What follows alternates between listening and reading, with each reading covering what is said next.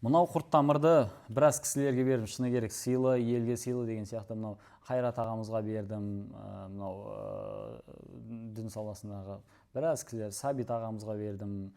Ол енді танымал деген кісілерді айтып жатқаным. Атақ былай көп адамда мынау көбінесе өт толудан проблема бар. В основном себебі біздің Қазақстанның ең көп бөлігі пісте зығыр майын қолданады, майлы тамақтар, қуырылған тамақтар, ауыр тамақтар жей береді, нәтижесінде өт толу, бауыр майлану деген сияқты проблема пайда болады.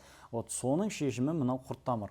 Құрт-тамыр бір 18 күн азанда кешке үлкен қаспен ас қасыдан ішіп жатса, бұл шөп дәрі табиғи халық емі, мынау халалный, жаңағыдай ешқандай да бір басқа бір нәрселер қосылмайды, қайнатылып жасалынатын нәрсе. Вот осыны ішу арқылы емдеп жатқандар көп. Бұл біріншіден өттің толғандығын емдейді, екіншіден қан сұйылтады. Давлениесі барлар, сахар барларға өте жақсы көмектеседі. Және де үшіншіден асқазанында проблемасы барлар.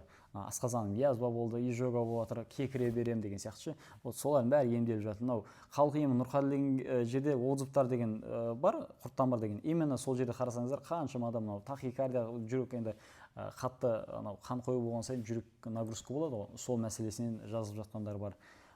Сол емделгілеріңіз келсе, сеніп, жаңағыдай емделемесеңіздер жазсаңыздар болады. 877-257-14-19. Ал егер жоқ, мен емделмеймін, мен басқа жол таңдаймын десеңіздер, таңдап без проблем. Бұны халық еміне кім жүгінеді? Сіз алдымен медициналық жолмен жүгініңіз.